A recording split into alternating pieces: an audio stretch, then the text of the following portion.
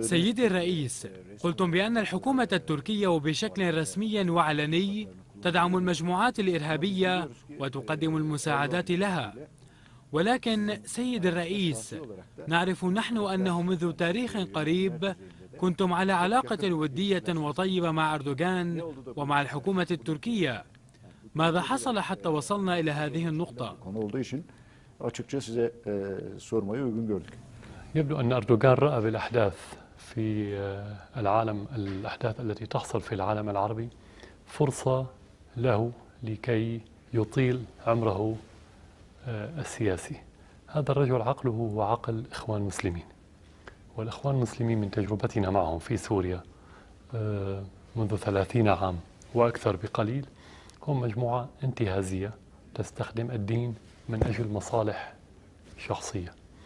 هو رأى بأن دولا أخرى قامت بها ثورات أو انقلابات أو تدخلات أجنبية أتت بهؤلاء بهذه المجموعات من الإخوان إلى الحكم، فرأى بأن لهذا فرصة كبيرة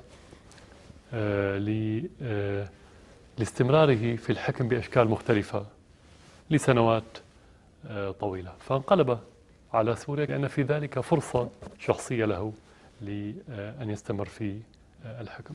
فحاول في البدايات أن يتدخل في الشأن الداخلي السوري، لأنه من البداية يعني من قبل الأزمة كان أردوغان دائما اهتمامه في موضوع الإخوان أكثر من اهتمامه في موضوع العلاقات السورية التركية، أكثر من اهتمامه بتركيا نفسها.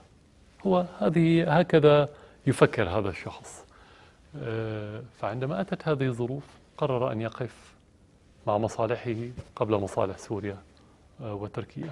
حاول كما قلت التدخل في الشؤون الداخلية السورية، ولاحقا بدأوا بهذه الحكومة ومؤسساتها بدعم الإرهابيين في سوريا بشكل علني، وأصبحوا متورطين في الدماء السورية. فمن الطبيعي في مثل هذه الحالة أن تنقطع العلاقة بيننا وبينهم.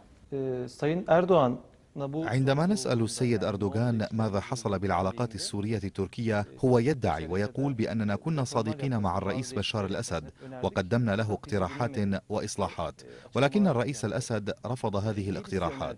سيد الرئيس، لماذا لم تأخذوا بعين الاعتبار هذه الاقتراحات؟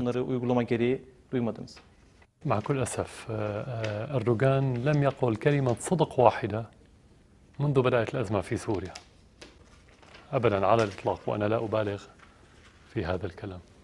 المقترحات التي قدمها هي مقترحات عامة تتحدث عن أن الشعب السوري يجب أن يقرر من يكون رئيس وأي نظام يريده، وأنا ما كنت أتحدث من دقائق حول هذا الموضوع، وفي خطاباتي قلت هذا الكلام.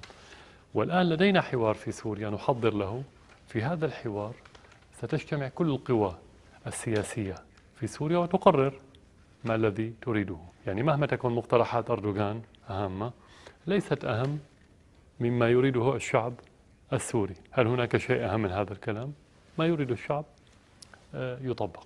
ولكن هناك سؤال بسيط نسأله: إذا كان أردوغان قدم مقترحات لكي تحل المشكلة في سوريا كما يدعي، فما علاقة هذه المقترحات بدعم المسلحين؟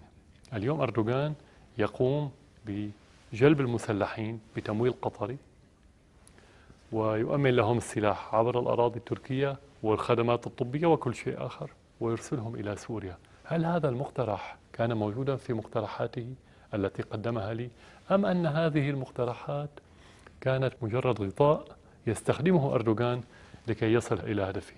هو يعرف بأننا كنا مع الحوار، ونحن منذ اليوم الأول أعلنا موافقتنا على الحوار مع كل القوى السورية. وعندما فشلت المرحلة الأولى التي كانوا يسمونها أو يطلقون عليها المرحلة السلمية، انتقلوا إلى دعم المسلحين. فأردوغان يكذب ويستخدم هذه المقترحات مجرد قناع. نحن نقبل النصيحة من أي جهة، ولكن نحن لا نقبل على الإطلاق التدخل في الشؤون الداخلية السورية.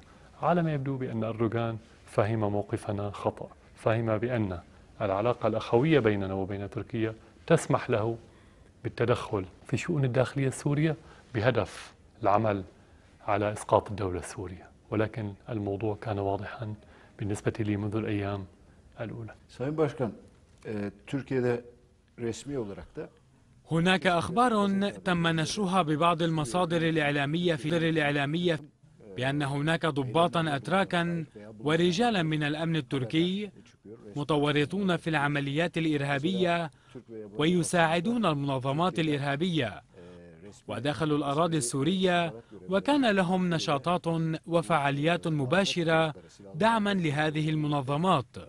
ولذلك تقول بعض المصادر الإعلامية بأن سوريا سترد بالمثل ضد تركيا.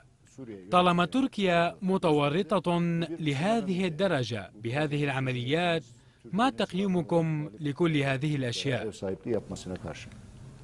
الحكومة التركية الآن كما قلت تساهم في قتل الشعب السوري بشكل مباشر. هذا يعني بأن سوريا، أو يفترض البعض بأن سوريا سترد بالمثل. نحن لا يمكن أن نقوم بنفس العمل، أولا لأننا لا نقبل بالإجرام، نحن نرفض الأعمال الإجرامية. ثانيا نفترض ونعتقد بأن الشعب التركي هو شعب شقيق. ثالثا هذا ما يريده أردوغان.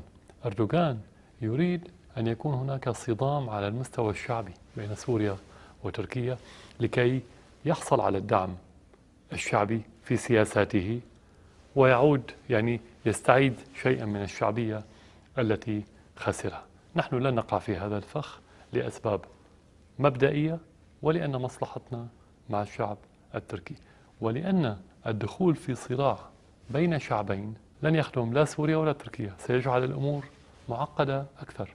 ما قمنا بالعمل عليه خلال 10 سنوات الماضية أو 12 عام الماضية منذ مجيء الرئيس سيزر إلى سوريا في العام 2000 هو أن نمحي هذا الماضي السيء بين العرب والأتراك. الآن أردوغان يسعى لإعادة هذا التاريخ.